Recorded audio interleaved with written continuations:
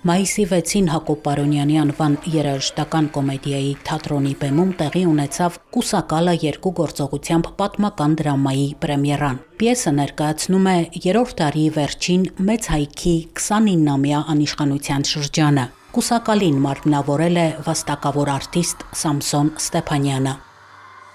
Ներկայացումը նրա մասին, որ գալիս է, փրկությունը գալիս է, լույսը գալիս է, կհասնի տեղ անպայման։ Պարզապես դիմանալ է պետք, պարզապես մաքարել է պետք։ Սամվել Մհերյանը պիեսը գրել է ըստ իր հեղինակած «Փոթորկից առաջ» պատմավեպի։ Ըստ հեղինակի տրթատարքան գործող անց չէ պիեսում, բայց ողջ դրամայի ընթացքում ժողովուրդը սպասում է քրիստոնեությունը պետական կրոն հռչակող արքայի։ Ներկայացումը երկու կարևոր գիծ ունի։ Մի գիծը հայոց պետականաշինության գիծն է, որտեղ դա Հռոմից գալով վերհաստատում է Արշակունյաց գահը,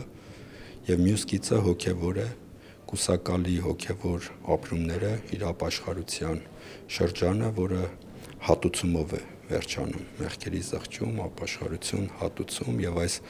հատուցման պատմությունը դրված է մեր հայոց պատմության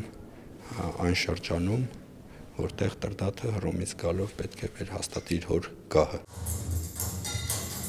Ներկայացման դերասանները հետաքրքրությամբ ու սիրով են ընդգրկվել նախագծում։ Ասում են, որ բեմադրությունը ինքնաճանաչման տանող ճանապարհ է։ «Կուսակալը» պիեսը բեմադրելու համար մեկտեղվել են սիրված գործիչներ։ Նրանք հայտնի են «Խաթաբալադա», «Մեա կուլպա», «Լիր արքա» եւ շատ այլ գործերից։ Բեմադրող ռեժիսորը Արթուր Սահակյանն է։ Սպասում եմ, որ ներկայացումը պետք կլինի, այս պահին հենց դրա համար էլ արեցինք, որ մեր կարծիքով այս ներկայացումը անհրաժեշտ է։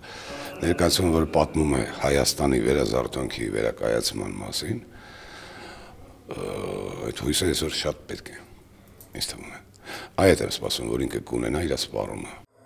«Կուսակալը» բեմադրությունը մեծածավալ գործ է պատմական միջավայրով, դեկորներով, զգեստներով։ Ներկայացման համար աշխատող թիմը հրավիրում է Պարոնյանի անվան թատրոն մտորելու մեր ինքնության, առողջ, սթափ մտածելու, մարտահրավերներին դիմակայելու մասին։ Պրեմիերայից օրեր առաջ սպառվել էին տոմսերը։ Առջևում 4 նոր ներկայացում է պլանավորվել Պարոնյանի անվան թատրոնում՝ մայիսի 12-ին եւ 19-ին։ Աննա Թամրազյան, Հարություն Տոլանյան, Եկեղեցական կյանք։